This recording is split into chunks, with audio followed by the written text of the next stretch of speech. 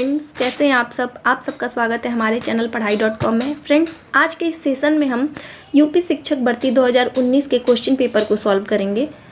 UP शिक्षक भर्ती 2019 में जो संस्कृत और हिंदी के जो प्रश्न आए थे, इस सेशन में सिर्फ हम उसे ही सॉल्व करेंगे, जिससे वीडियो लंबी नहीं होगी और आप लोगों को बोरिंग फील भी नहीं होगा। तो फ्रेंड्स, अगर आप सब हमारे चैनल पर नए हैं तो प्लीज़ चैनल को सब्सक्राइब करें।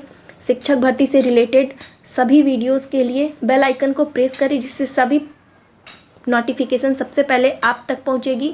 और वीडियो पसंद आए तो लाइक ज़रूर कर दें। तो फ्रेंड्स, हम देर न करते हुए वीडियो को शुरू करते हैं। सबसे पहला प्रश्न है, कृदंत प्रत्यय किन शब्दों के साथ जुड़ते हैं।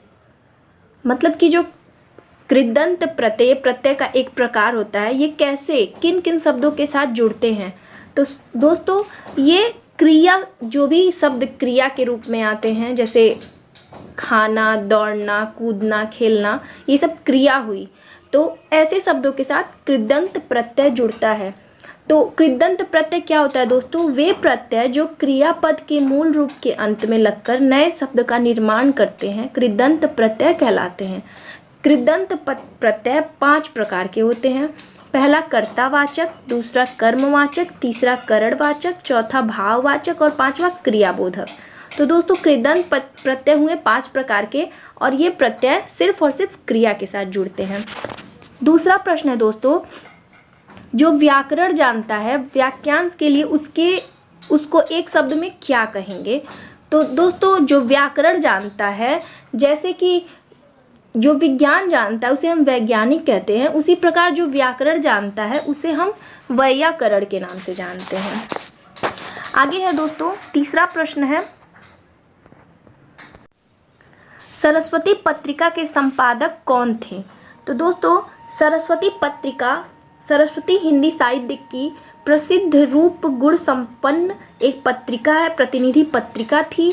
इसका प्रकाशन इलाहाबाद में सन 1900 में जनवरी मास के प्रारंभ में हुआ था। 1903 ईस्वी में महावीर प्रसाद द्विवेदी इसके संपादक हुए और 1920 तक रहे। तो दोस्तों, सरस्वती पत्रिका के संपादक महावीर प्रसाद द्विवेदी हुए। आगे है फ्रेंड्स, चिदंबरा ज्ञानपीठ पुरस्कार प्राप्त हुआ किसे। तो दोस्तों, ज्ञानपीठ पुरस्कार भारतीय ज्ञानपीठ न्यास द्वारा भारतीय साहित्य के लिए दिया जाने वाला सर्वोच्च पुरस्कार है, और इस पुरस्कार में 11 लाख की धनराशि, 15 लाख की धनराशि, प्रशस्ति पत्र और वाग्देवी की कांस्य प्रतिमा दी जाती है। तो दोस्तों, सुमित्रा नंदन पंत को चिदंबरा पर ज्ञानपीठ पुरस्कार प्राप्त हुआ था।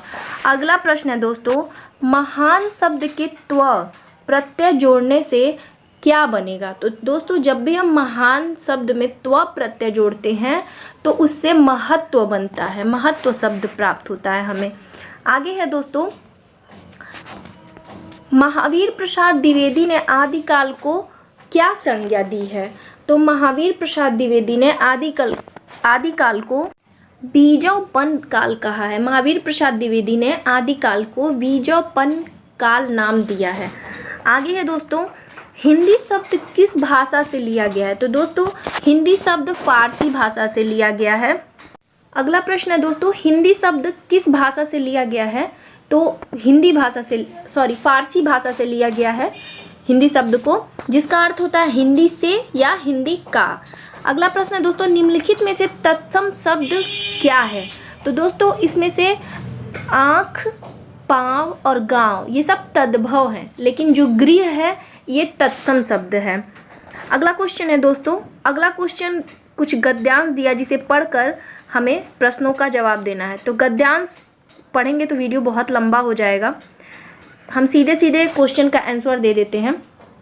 हमने जीवन का अभिन्न अंग किसे माना है। तो गद्यांश के अनुसार इसका एक ही जवाब या एक ही उत्तर बनता है, पाखंड और दिखावे को। अगला क्वेश्चन है दोस्तों, छलने की कला को हम किस प्रकार उपयोग करते हैं। तो गद्यांश के अनुसार इसका आंसर है दोस्तों खुलकर। छलने की कला को हम खुलकर उपयोग करते हैं। अगला क्वेश्चन है दोस्तों, बीती विभावरी जागरी, अंबर पनघट में डुबोरी, तारा घट उषा नागरी, उपयुक्त पंक्तियों में कौन सा अलंकार है। तो दोस्तों, उपयुक्त पंक्तियों में हमारा रूपक अलंकार है, क्योंकि दी गई पंक्तियों में अंबर में पनघट, तारा में घट तथा उषा में नागरी का अभेद कथन है। अगला क्वेश्चन है दोस्तों, यद्यपि सुजाति सुलक्षणी सुबरन सरस सुवृत्त भूषण बिनुन विराजई कविता बनिता मित्र।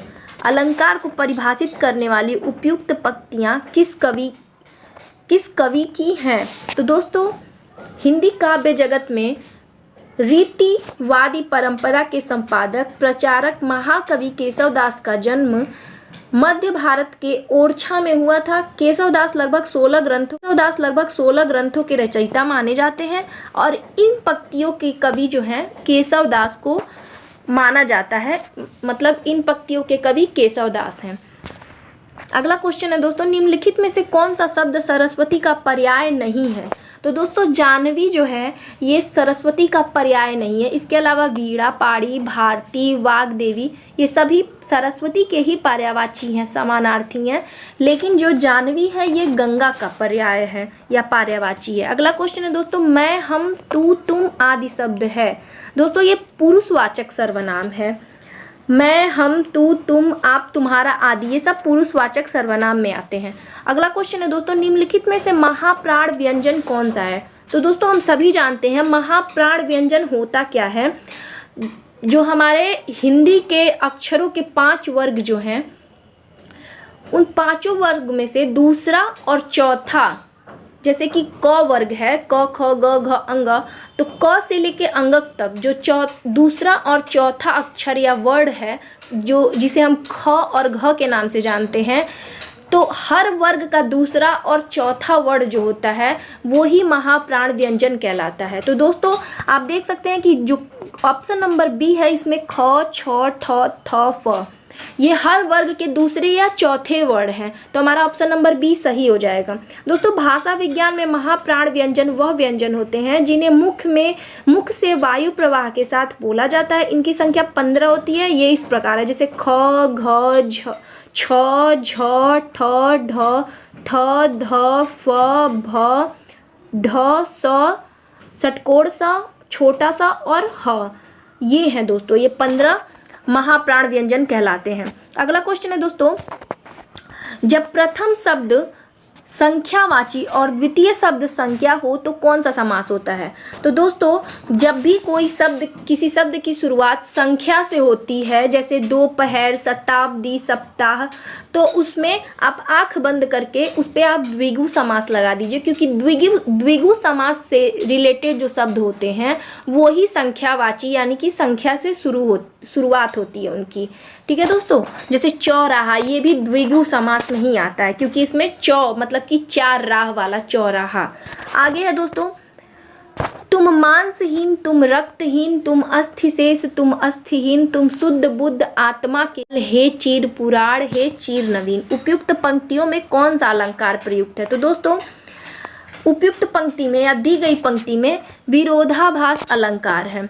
अगला क्वेश्चन है दोस्तों, निम्नलिखित में से कौन सा योजक चिन्ह है? तो दोस्तों निम्नलिखित में से योजक चिन्ह, जो माइनस का चिन्ह होता है ना, इसे ही हम योजक चिन्ह कहते हैं। जैसे कि इसका प्रयोग माता और पिता के बीच में होता है, भाई बहन, बुआ फूफा, तो अधिकतर जो संबंध वाले शब्द होते हैं उनके बीच पति पत्नी इत्यादि शब्दों के बीच योजक चिन्ह का प्रयोग होता है।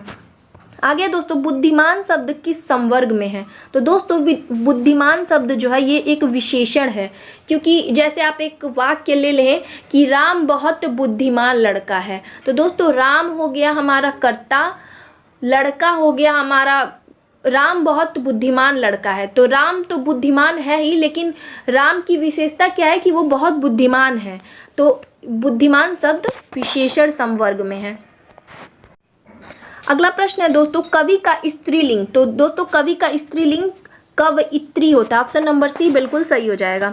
अगला क्वेश्चन है दोस्तों, शैले शैले न माणिक्यम, मौक्तिकम न गजे गजे, साधवो न ही संवत्र, चंदनम न वने मने, आस्मिन श्लोके सर्वत्र के न भवंती। तो दोस्तों इस प्रश्न के हिसाब से इसका आंसर साधवो हो जाएगा।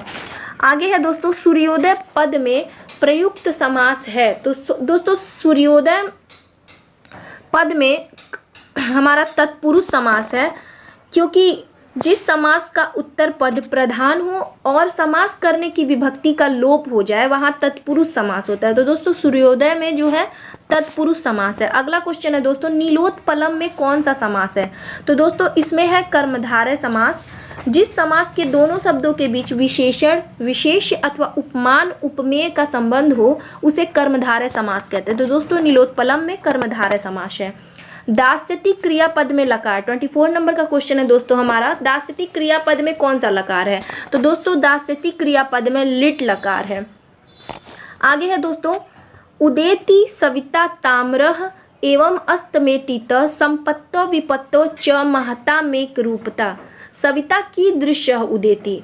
दोस्तों ये संस्कृत का क्वेश्चन है, हमें इस क्वेश्चन में ही हमारा आंसर छुपा हुआ है, सविता की दृश्य उदेति। तो दोस्तों इसमें लिखा है उदेति सविता ताम्रः, तो दोस्तों इसका आंसर ताम्रः हो जाएगा।